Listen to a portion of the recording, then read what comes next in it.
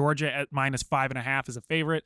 Get them at 6 at some places as well. Kind of depends what number you're looking for. Total is 53.5. Colby, we'll start with you. Hello. What are you liking about this game? What do you pick? Well, boys, this is a game where if you win, you're in. Yeah. Okay. Nate disagrees. Some other people disagree, but we're riding with There's a lot of Alabama, people that and I think if disagree. Alabama takes it in this one, they're in the playoffs.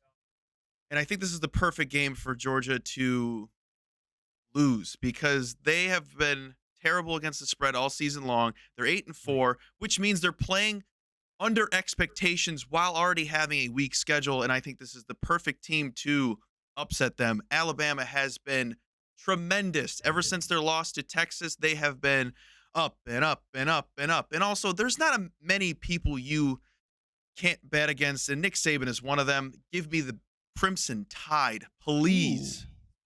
All right, Nate. What do you like? Yeah, so I do agree with Colby in terms of liking Alabama in this game. Also, Georgia 4-8 against the spread, which I know isn't great, but it's been better lately, so they are trending in the right direction. Although they had a non-cover against Georgia Tech last week.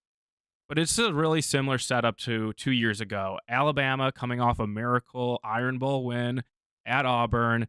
No one really wants them. Everyone's like, okay, this Bama team has no shot against this undefeated Georgia team. And Alabama went on and won that game with Bryce Young leading the way. Both teams got in the playoff in that scenario.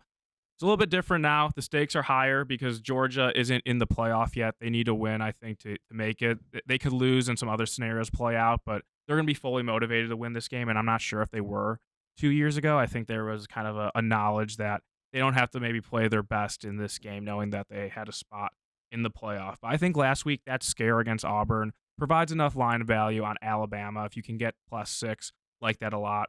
Right now, 5.5. Let's see where it goes throughout the week, but I will be on Alabama in this game in some way.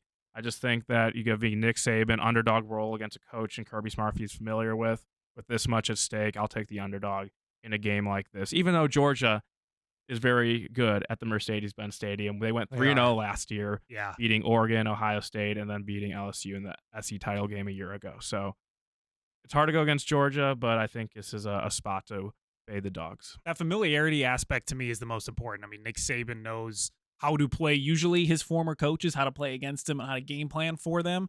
So to me, that's why I'm taking Bama +5.5. I'd love to take Bama to 6. I'd be interested to see, we're recording on a Wednesday, if that line moves in Georgia's favor the closer we get to Saturday. And if it does, I'll happily pounce on 6, 6.5, whatever it may be. Team ride.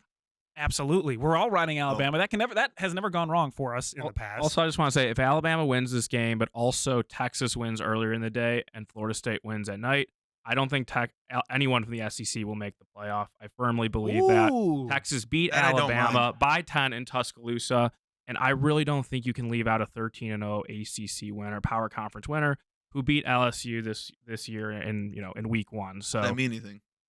It means a lot. It should matter who you play. That's all I'm going to say. We'll see how it plays out. It was not even 11 a.m. in the office this morning, and we were arguing college football playoff scenarios with like 5 or 6 people. It was exciting.